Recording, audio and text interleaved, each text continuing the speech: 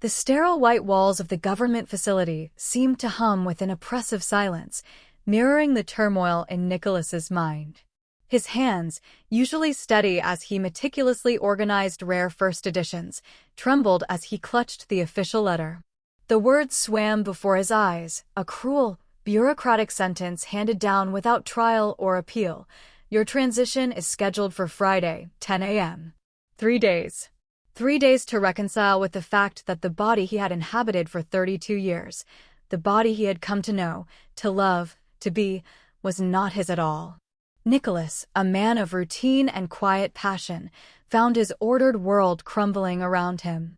A librarian by profession, his days were filled with the hushed reverence of turning pages and the satisfying click of a catalog card returning to its place. By night, he was the unexpected, gravel-voiced lead singer of a fledgling pop-punk band, his raw energy a stark contrast to his daytime composure. He was comfortable in his skin, a man navigating a world that often surprised him with its chaos, but always from a secure, internal anchor. Now, that anchor had been violently ripped from the seabed of his existence. The letter, cold and formal, spoke of a birth registration technology malfunction, a glitch in the digital matrix that had inadvertently swapped the biological data of newborns at his hospital. Body swaps at birth, it stated with chilling simplicity. And the most gut-wrenching detail, the individual with whom he had been swapped, a female, had exercised their legal right to reclaim their biological body. Under the new Biological Identity Correction Act, only one party needed to consent. His consent was irrelevant. Denial was the first wave, a desperate, futile attempt to convince himself it was an elaborate, cruel hoax. But the internet, that ubiquitous mirror of reality, quickly shattered his illusions. News articles, support groups for the affected, legal analyses of the controversial new act, it was all terrifyingly real. He called his parents, their voices laced with a mixture of shock and bewildered sorrow. "We're so sorry, Nikki," his mother had whispered, using the childhood nickname he'd long since outgrown. "But you'll always be our son, no matter what body you're in." The words, meant to comfort, felt like an icy premonition, a glimpse into a future he couldn't yet fathom. Would he truly still be their son when he was physically a daughter? The question hung heavy in the air, unanswered and terrifying. The second day was a blur of frantic phone calls to lawyers who offered only sympathy, not solutions. There was no loophole, no appeal. The government representative, a drone-like voice on the other end of the line, confirmed his appointment with an unnerving detachment. "One party's claim is sufficient, Mr. Nicholas. The individual desires their rightful body." His opinion, his identity, his entire life, it seemed, didn't matter in the face of bureaucratic certainty and a stranger's biological claim. On the third day, Friday, 10 a.m., Nicholas sat in the waiting room, the dread a physical weight in his stomach. The hum of the facility's unseen machinery seemed to vibrate through the very air. A technician, equally detached, explained the painless procedure, the medical pods that would facilitate the transfer.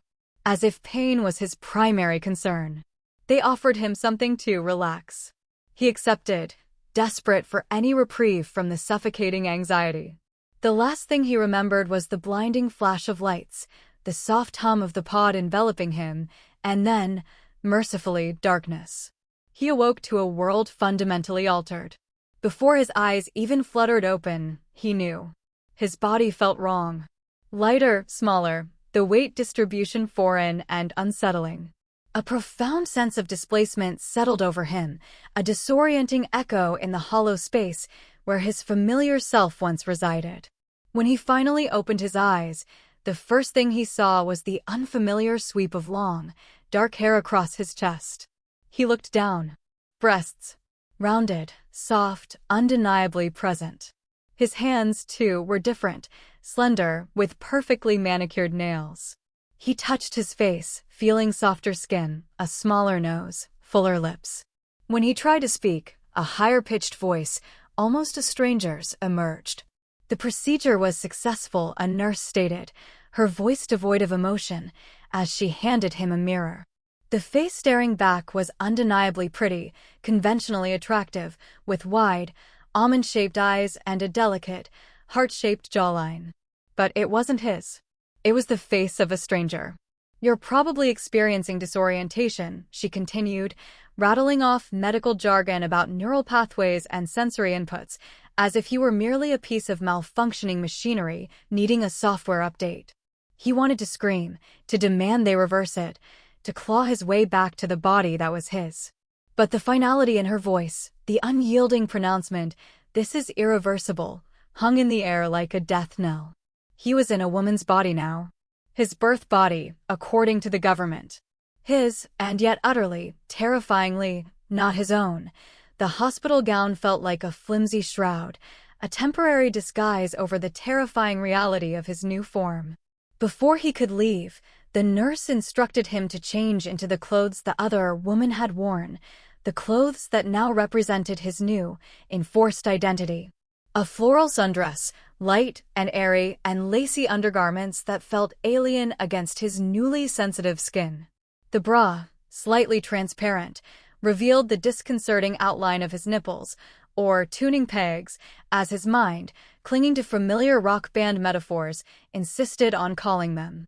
He felt exposed, vulnerable, utterly adrift in a sea of foreign textures and sensations. The taxi ride home was a blur of surreal observations. The driver called him Miss, a sound that resonated with a hollow echo in his chest. Small talk about the weather felt like a cruel joke in the face of his internal cataclysm. He answered in monosyllables, still grappling with the unfamiliar timbre of his own voice, the way it floated higher, lighter than he was used to. Every bump in the road, every subtle shift in momentum, registered with an amplified sensitivity in his new body, a constant, unsettling reminder of the profound change. When he finally reached his apartment, a grim tableau awaited him.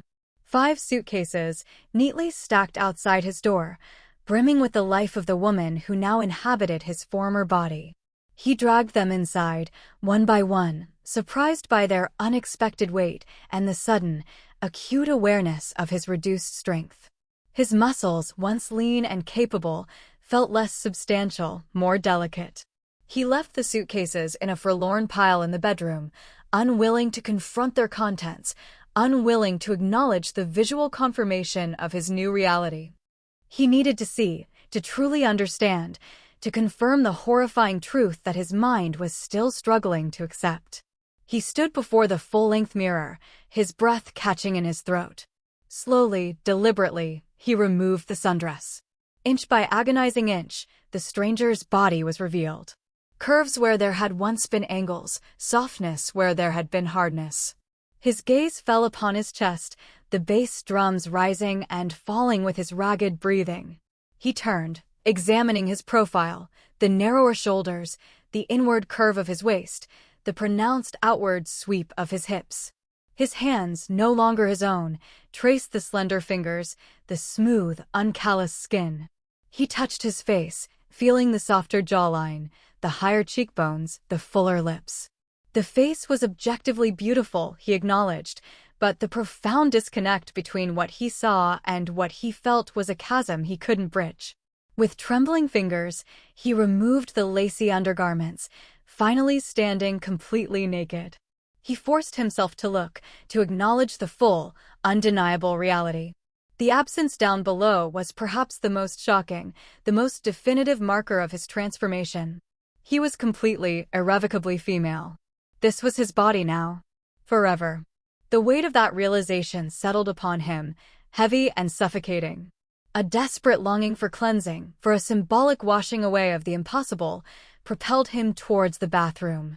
He ran a bath, the warm water filling the porcelain tub with a comforting hiss, hoping it might somehow soothe the turmoil within him. Lowering himself into the water, he was immediately struck by the unfamiliar sensation. The water, once a familiar embrace, now felt different against this new skin, more sensitive, more receptive to every subtle shift in temperature and texture. As he began to wash, his hands, still foreign to him, explored the new contours of his body. The bath gel created a creamy lather that glided over unfamiliar curves and hollows. When his fingers brushed against his tuning pegs, a jolt of sensation, entirely new and overwhelming, shot through him. He wouldn't dwell on the graphic details, he thought, clinging to his band metaphors, rock band terms, he internally corrected, but the sensitivity was immense. Despite the emotional tempest raging within him, a strange, undeniable physical response began to stir. His hands, hesitant at first, then driven by an almost primal curiosity, wandered downwards. He found himself engaging in a personal practice session, awkward and uncertain, a beginner navigating an entirely new instrument.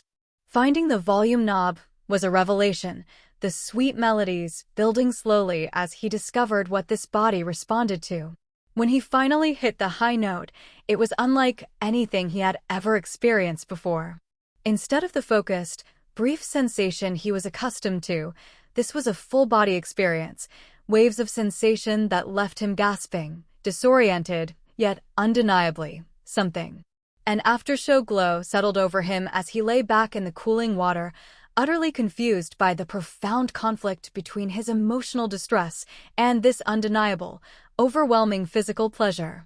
Eventually, the water grew cold, pulling him back to the harsh shores of reality. He dried off, feeling strangely lighter, yet no less disoriented. Lacking any other options, he put the floral sundress back on.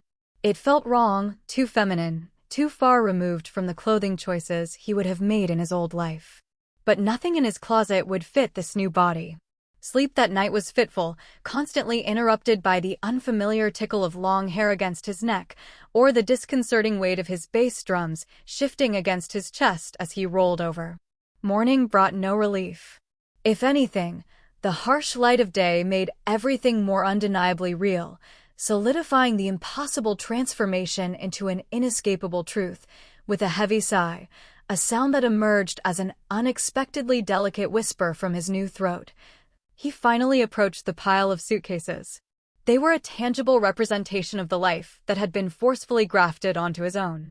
He unzipped the first one, the metallic rasp echoing in the quiet apartment.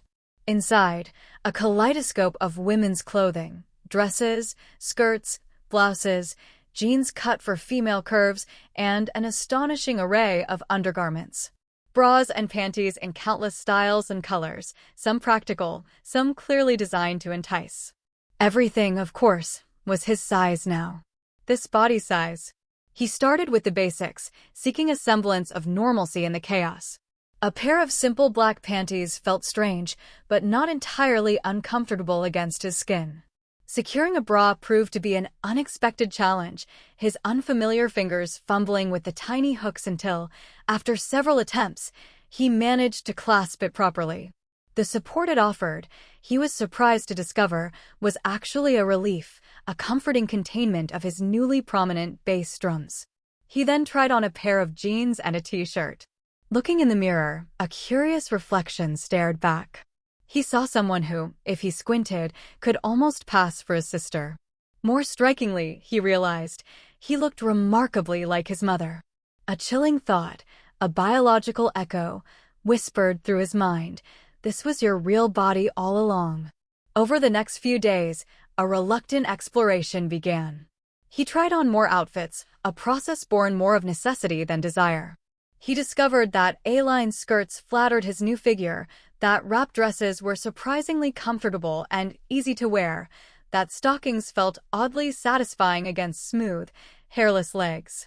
He even experimented with matching bra and panty sets, with lacy lingerie that made him feel like a model from a high-fashion magazine, utterly alien, yet undeniably compelling in its unfamiliar beauty. The physical discomfort began to lessen, slowly replaced by a grudging acceptance of the practicalities of dressing this new form. Before the procedure, he had, with a profound sense of dread, informed his bandmates and his supervisor at the library about the impending change. The government, in its cold efficiency, had also officially notified them of his new identity. His first day back at work was, predictably, awkward. His colleagues at the library, bless their well-meaning hearts, were supportive, but their hesitant glances and hushed tones spoke volumes. They still called him Nick, a name that felt both comforting in its familiarity and jarringly incongruous with the reflection in the polished shelves. Maybe Nikki would be better, he found himself suggesting, the words surprising even himself as they emerged from his new, higher-pitched voice. The suggestion felt like a concession, a surrender, but also a tentative step towards forging a new identity. His bandmates, a boisterous and generally open-minded bunch, were equally supportive, if a little bewildered, when he showed up for practice. Same vocalist, just with a new look, their guitarist, a perpetually optimistic man named Leo, declared, clapping him on the back, a gesture that felt softer, less impactful than it used to. "Let's see if your voice changed, though," Leo added, a mischievous glint in his eye. Nicholas approached the microphone with trepidation. Would he even be able to sing their songs, the anthems of his former self, in this new voice? When he opened his mouth, a clear, powerful voice emerged. It was different, undeniably so, from his old gravelly growl, but somehow more suited to their pop-punk sound. The higher register gave their energetic songs a unique edge and unexpected vibrancy. The band exchanged surprised, then excited, glances. The crowd at their next gig responded enthusiastically to their new sound, the unexpected vocal shift adding an intriguing layer to their familiar energy. Nicholas, now Nikki, found herself receiving a different kind of attention than before. Both men and women approached her after the show, their compliments on her voice often accompanied by appreciative gazes. They asked for social media handles, suggested drinks, their eyes lingering a moment longer. It was a new experience, this subtle shift in social dynamics, this awareness of being seen differently. She knew nothing about this person, only that she had exercised her legal right. Was she happy? Was she adjusting to life as a man after 32 years as a woman? Did she miss her old life, her old body, in the same way Nikki sometimes missed hers? The government, in its typically opaque fashion, had provided no details, citing privacy concerns. But Nikki, ever the librarian, a seeker of information, couldn't let it go. One evening, after a particularly introspective conversation with Lydia, she decided to delve into the labyrinthine online support groups for affected individuals of the Biological Identity Correction Act. Sifting through countless posts, stories of despair, triumph, and reluctant acceptance, she stumbled upon a thread titled, "Seeking My Other Half." Her heart quickened. But something else also became apparent. Despite the complete physical transformation, she still found herself drawn to women. She still appreciated female beauty, female energy, the subtle nuances of female interaction. Was this an echo of her body's original owner, an inherent attraction that had carried over with the biological transfer? Or was it a fundamental part of his, now her, original identity, a preference that transcended physical form? She wasn't sure, but she couldn't deny the warming-up sensation she felt when interacting with certain women, a familiar stir of attraction that defied the radical change in her physical self. Day by day, subtly at first, then with increasing clarity, Nicholas began to think of herself differently. Nicolette, not Nicholas. Nikki for short. She was still Nikki, the punk librarian, but she was a new Nikki, one who was slowly, tentatively, beginning to emerge. Nikki, still navigating the bewildering landscape of her new identity, clung to what felt familiar. Her punk aesthetic, a defiant banner of her individuality, remained. But it too had to evolve. Combat boots found new purpose paired with flowing skirts. Band tees were artfully modified to fit her new curves. She even added bold pink highlights to her hair, a rebellious splash of color that felt both liberating and surprisingly fitting. It was a visual declaration, a way to reclaim agency over a body that had been thrust upon her. The band, invigorated by their fresh sound and Nikki's powerful new voice, soared to new heights. Their next major performance was a sold-out affair, the energy electric, the crowd buzzing with an excited anticipation. After the show, amidst the throng of fans seeking autographs and photos, a woman named Lydia approached her.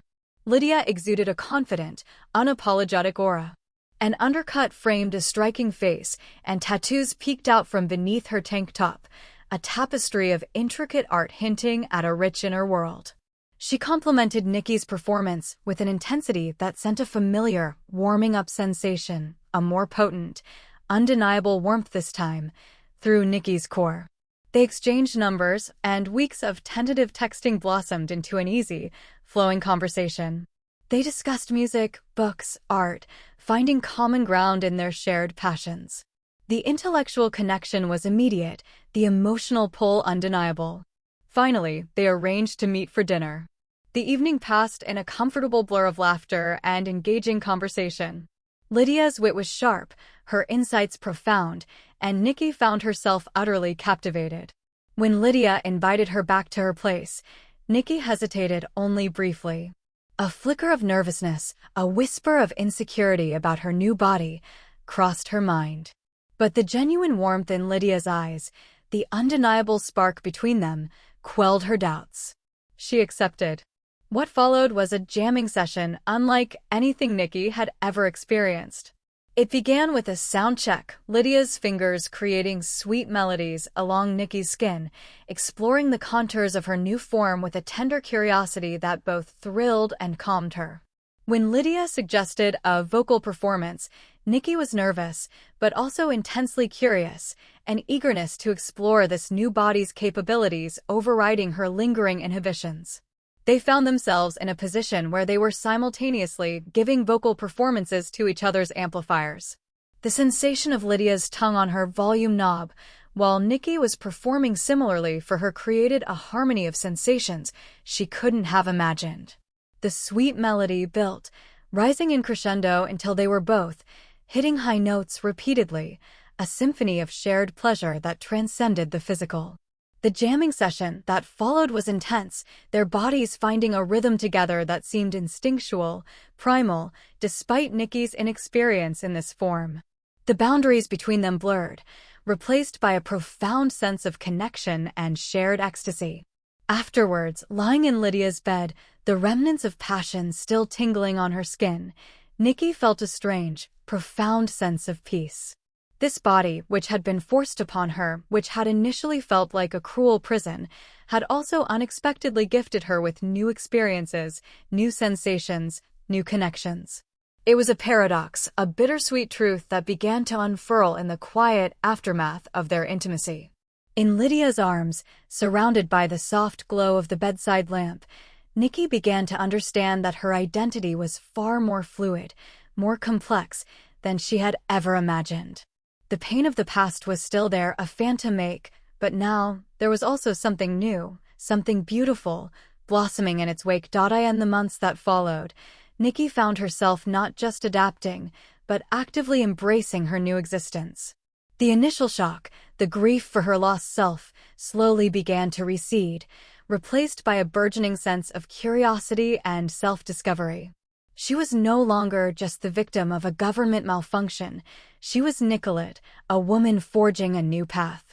There were still days, of course, when the resentment simmered, when she longed for the comforting familiarity of her old body, her old life. The bureaucratic intervention had been a profound violation, and that scar would forever remain. But alongside this pain, an unexpected joy began to bloom. This new body, with its newfound sensitivities and capabilities, had opened up a world of experiences she never would have known. Her unique voice, a powerful instrument she was still learning to wield, became the signature of her band. Its higher register, once a source of trepidation, now brought a distinct quality to their pop-unk sound, securing them a recording contract for an EP. The studio sessions were exhilarating, a creative outlet that allowed her to channel her complex emotions into raw, honest lyrics and melodies. Her knowledge and passion for literature, thankfully, remained untouched by the transformation, and she continued to excel at her library job, finding solace in the quiet contemplation of stories. She developed her own style, a confident blend of punk and feminine that felt authentic to who she was becoming. The pink highlights in her hair became a permanent fixture, a playful rebellion against conformity. She experimented with makeup, not to hide, but to express different facets of her evolving personality. It was a conscious act of creation, building a visual identity that truly represented the complex, multifaceted woman she was. Her relationship with Lydia deepened, moving beyond the initial spark of physical attraction. Lydia knew her story, understood the profound upheaval she had endured, and accepted both the Nicholas she had been and the Nikki she was becoming. Their connection was built on shared laughter, intellectual debates, and a quiet, unwavering support that became a cornerstone of Nikki's new life. Lydia's understanding gaze, her gentle touch, helped Nikki bridge the gap between her past and present, making her feel whole, even in her transformed state. Identity, Nikki learned, was both more fragile and more resilient than she had ever realized. Her body had changed completely, but fundamental parts of her wit, her passions, her capacity for love and creativity, remained immutable. Gender, she realized, was a significant part of who she was, but it did not define her entirely. It was a lens through which she experienced the world, but not the entirety of the view. Freedom, she mused one evening to Lydia, gazing out at the city lights, comes not from what body you inhabit, but from the choices you make within its boundaries. It was a profound revelation, a hard-won truth that had emerged from the crucible of her forced transformation. She had been stripped of choice, but in the aftermath, she was actively choosing to embrace this new life, to find beauty and purpose within its confines. Today, she found herself reshelving books in the library's vibrant music section, her pink-highlighted hair pulled back in a practical ponytail. Later, she would meet the band to work on new songs, her mind already humming with melodies and lyrics. She was Nicolette now, undeniably. It was not the life she had chosen, but it was the life she was choosing to embrace, one day, one song, one tender moment at a time. The journey was far from over, but the initial tempest had passed, leaving in its wake a woman who, against all odds, was learning to thrive. As Nikki settled into her new normal, a gnawing question began to surface from the depths of her subconscious. Who was the other woman? The one who now inhabited Nicholas's body? The thought had been pushed aside in the initial storm of her own transformation, but now, with a semblance of peace in her life, curiosity, tinged with an unexpected longing, began to take root. The post, dated several months prior, was short and to the point. Female, 32, born at St. Jude's Hospital, April 12th, recently underwent BC procedure. Missing pieces of my past. Wondering if my swap partner is out there. The details were undeniably hers. St. Jude's, her birthday. A surge of conflicting emotions, fear, excitement, trepidation, coursed through her. The woman had signed off with a first name, Natalie. Nikki debated for days. Should she reach out? What would she even say? Hi, I have your old body and you have mine? It felt absurd, almost grotesque. Lydia, ever practical, encouraged her. What's the worst that could happen, Nikki? More information is never a bad thing. And maybe, just maybe, it'll bring you some closure. Emboldened by Lydia's support, Nikki drafted a hesitant message, introducing herself as Nikki, briefly explaining her situation, and cautiously referencing the online post. She sent it, then spent the next several days checking her inbox with bated breath, a strange mix of hope and dread coexisting within her. A week later, an email arrived. The subject line was simply, seeking my other half. Nikki's hands trembled as she opened it. The email was from Natalie. It was long, articulate, and surprisingly warm. Natalie explained her own journey, her lifelong feeling of wrongness, a deep-seated disconnect with her female body that she could never quite articulate. She had always felt a pull towards traditionally masculine pursuits, a discomfort in feminine attire, a sense of being an outsider looking in. When the government letter arrived, it was not a shock, but a revelation, a confirmation of a truth she had always suspected but never dared to voice. She described the profound relief she felt waking up in a male body, Nikki's old body. It's like finally coming home, she wrote. Like seeing clearly for the first time. She had embraced the change with an almost feverish joy, shedding the expectations of her past life and diving headfirst into her new identity. She was now Nate, a man exploring his newfound freedom. She had even started to pursue a long-dormant dream of becoming a carpenter, finding immense satisfaction in working with her hands and building tangible things. But then came the twist, a revelation that sent a chill down Nikki's spine. Natalie, or rather Nate, admitted that while he reveled in his new male form, he also found himself strangely drawn to the very femininity he had shed. He found himself admiring women, appreciating their strength and grace, in a way he never had before. "It's like a part of your old self, Nikki," Nate wrote, "a part of your original attraction, somehow transferred with the body." Or maybe, he mused, "it's always been there, just suppressed by the wrong form. But I find myself captivated by women, by their beauty and complexity, in a way that feels both new and deeply familiar." Nikki reread that paragraph multiple times, a sudden, shocking clarity washing over her. Her own continued attraction to women, which she had attributed to her original identity, or perhaps a lingering echo from the female body she now inhabited, was suddenly thrown into a new light. What if, like Nate, her attractions had always been there, simply expressed through different lenses? And what if, just what if, the physical body itself carried with it not just biological data, but also a predisposition, a subtle imprint of its original occupant's desires? It was a mind-bending thought, one that blurred the lines of identity even further, leaving her with more questions than answers. The universe, it seemed, was far more intricate and far more capricious than she had ever imagined. The revelation from Nate's email resonated deeply within Nikki, a discordant chord that slowly, inexorably, began to resolve into a strange, unsettling harmony. His admission of a new, yet oddly familiar, attraction to women mirrored her own experience with a chilling precision. It wasn't just a physical swap, she realized. It was a profound merging of histories, a blurring of the self that went beyond mere biology. What if, like a faint echo, the very preferences of the original body's owner lingered, subtly influencing the new inhabitant? Or, more disorientingly, what if these were latent parts of her own identity, finally given voice through a different physical form? This new twist fueled Nikki's curiosity, pushing her beyond personal introspection.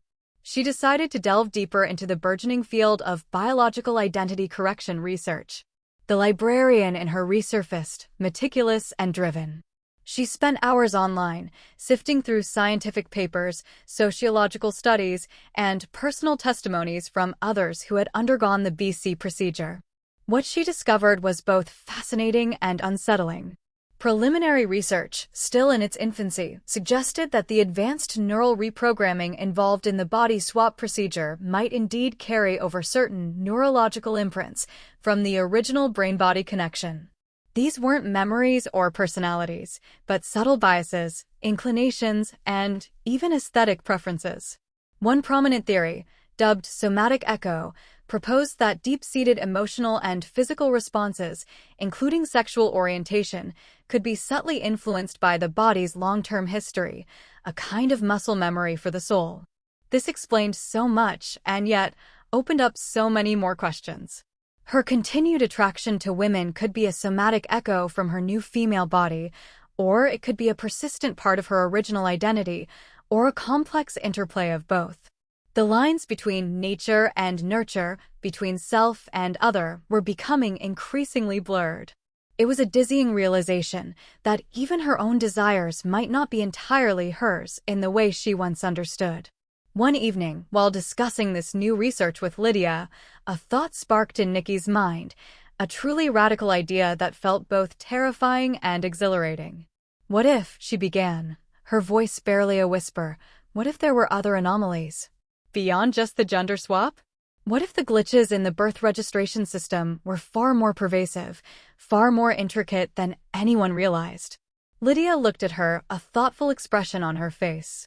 "What are you thinking, Nikki?" Nate said he felt a lifelong wrongness in his female body, Nikki explained, piecing it together. He always felt drawn to masculine things. And I never questioned being a man, but I was always comfortable in a predominantly female profession. I wore that uniqueness with pride. What if some of us weren't just gender swapped? Her theory, born from instinct and the confusing new data, was this: What if the malfunction wasn't just a simple gender reversal for everyone? What if some individuals, like her, had been placed into bodies that were biologically correct in terms of their sex at birth, but were fundamentally misaligned with their innate gender identity or even their deepest passions? For 32 years, Nicholas had been a man, confident in his male body. But the very comfort he found in a predominantly female profession, his meticulous nature, his love for structure and organization, were these aspects of Nicholas or subtle echoes of the other life he might have been meant to live? This new hypothesis was a plot twist that turned her entire understanding of the BAC program on its head. The government, in its haste to correct the biological identity malfunction, might have inadvertently created a new class of identity confusion. They were fixing what they perceived as a clear-cut biological error, but failing to acknowledge the more subtle, yet equally profound, mismatches of identity that might have existed from birth. Nikki resolved to find out more. This wasn't just about her anymore, or even Nate. This was about understanding the true extent of the birth registration technology malfunction and the potential for a deeper, more insidious misplacement of identities at birth. The librarian in her felt a renewed purpose, a drive to uncover the hidden truths within the official narratives. Her personal journey of transformation was evolving into something far grander, a quest for a universal understanding of identity and, perhaps, justice for those whose lives had been unknowingly shaped by a bureaucratic error far more complex than anyone dared to admit. Nikki's theory, a quiet storm brewing in her mind, grew stronger with each passing day. The idea that the malfunction was more than just a simple binary gender swap, that it encompassed deeper misalignments of innate identity or even vocation, gnawed at her. She felt an increasing urgency to validate it, not just for her own peace of mind, but for the countless others who might be living lives not truly their own, unknowingly influenced by a swapped destiny. She decided to approach the online support groups again, but this time with a more focused inquiry. Instead of just looking for her other half, she posted a new question, carefully phrased, beyond the physical swap. Have any of you experienced shifts in fundamental interests, personality traits, or even unexplained career inclinations that feel new to your swapped body, but strangely right? The responses were a torrent. People shared stories of sudden, inexplicable passions for fields they'd never considered before, or a deep-seated comfort in roles that contradicted their pre-swap lives. One man, originally a gruff construction worker now in a female body, found himself drawn to abstract painting and delicate crafts. A woman, previously a high-powered executive, now a man, reported an overwhelming desire to become a stay-at-home parent, something entirely foreign to his former ambition. And countless others echoed Nate's experience, finding their sexual orientation subtly or profoundly altered after the swap, a somatic echo influencing their new desires. The sheer volume and specificity of these shared experiences solidified Nikki's hypothesis. The government's Biological Identity Correction Act had only addressed the most obvious symptom, the physical body. It had completely overlooked the deeper, more intricate tapestry of identity woven from passions, inclinations, and even gender identity, which might not always align perfectly with biological sex.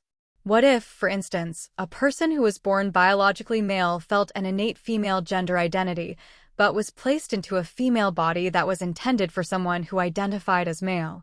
The possibilities of complex misalignments were staggering.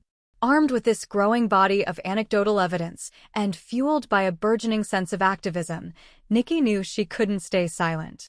Her quiet librarian days were increasingly punctuated by a fierce drive for justice. She started a blog, initially anonymous, detailing her own experiences and compiling the stories of others.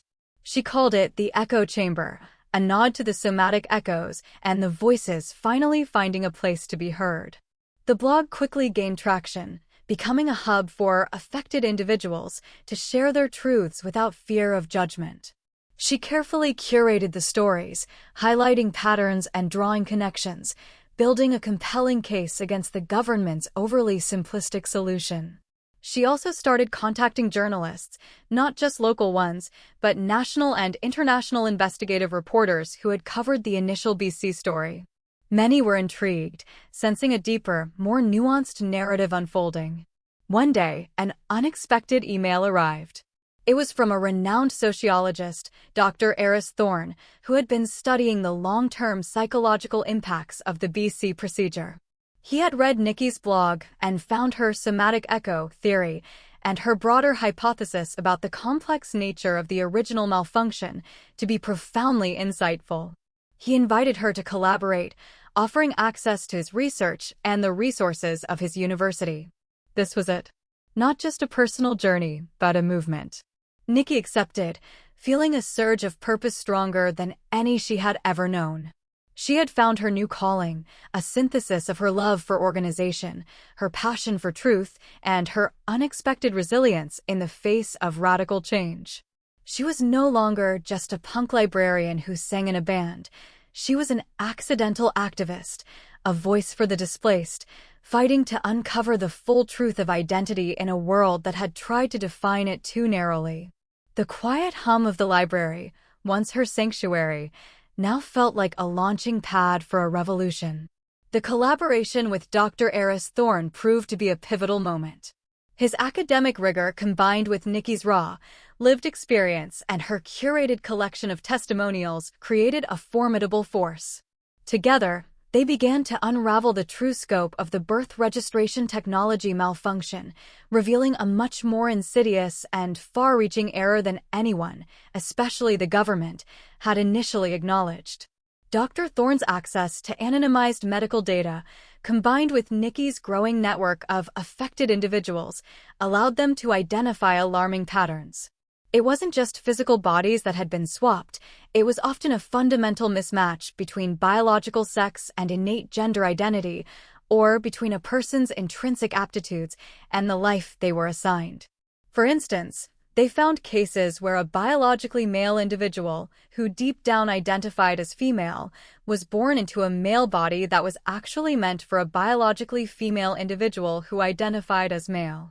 The government, by simply correcting the biological sex, had, in these cases, inadvertently reinforced the original gender identity misalignment. Their joint paper, The True Cost of Correction, Somatic Echoes and Intrinsic Identity Misplacement in BC Cases, sent shockwaves through the scientific and sociological communities. It argued that the original malfunction hadn't just swapped bodies, it had often swapped identities, or rather, placed intrinsic identities into mismatched vessels, creating a lifetime of quiet dissonance for countless individuals. The government's solution, while biologically accurate, failed to account for the complex interplay of self, body, and mind. The media, initially fascinated by the sensational body swap stories, now seized upon this deeper narrative. Nikki, no longer anonymous, became the public face of the movement. She appeared on news programs, spoke at conferences, and gave interviews, her articulate passion and personal story lending powerful credibility to their findings. Her punk aesthetic, once a personal statement, now became a visual metaphor for rebellion against systemic oversight. The government, initially resistant and defensive, found itself facing an undeniable tide of public opinion and scientific evidence. Accusations of medical malpractice and profound ethical breaches mounted. Lawsuits, fueled by Dr. Thorne's research and Nikki's advocacy, began to emerge.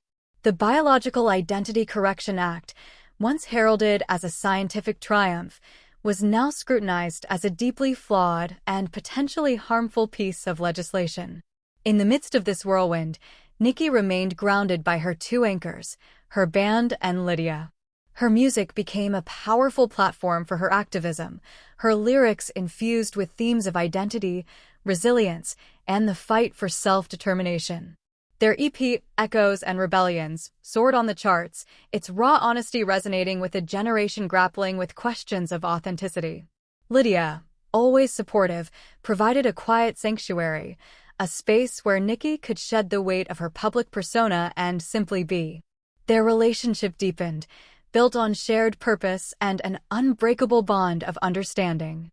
One day, an unexpected email arrived from Nate. He had read their paper and followed Nikki's public appearances with growing admiration. He confessed that his initial joy in his new male body had been complicated by an ongoing sense of confusion about his own gender identity, realizing that while he enjoyed being physically male, a part of him still fundamentally identified as female. A realization amplified by the somatic echoes of Nikki's former body. He now wondered if he, too, had been a victim of a more complex misalignment, not just a simple swap. He sought Nikki's advice, expressing a desire to explore his own gender identity further, potentially seeking gender-affirming care that went beyond the initial biological correction. This email brought Nikki full circle. Her journey, which began with a forced transformation, had led her to a profound understanding of identity's intricate dance. She had lost a body, but gained a voice. She had been stripped of choice, but had found the power to advocate for countless others. The malfunction had been a personal tragedy, but it had also ignited a movement. Years later, the Biological Identity Correction Act was significantly reformed, with a new emphasis on psychological assessment, comprehensive counseling, and, critically, the option for further gender-affirming care for those who discovered their intrinsic identity diverged from their new biological form. A task force, with Dr. Thorne and Nikki as key advisors, was established to reevaluate every BC case. Nikki, now a respected advocate and still the magnetic frontwoman of her band, continued her work. She still loved the quiet hum of the library, the smell of old books, the meticulous order of knowledge. But her life was now a vibrant tapestry woven with the threads of activism, music, and a deep, abiding love for Lydia. She was Nicolette, a woman who had been forcibly reborn, yet had forged an identity more authentic and powerful than the one she had lost. The journey had been arduous, marked by pain and profound confusion, but in embracing the impossible, she had found her true self, not in the body she inhabited, but in the choices she made within its boundless, evolving landscape.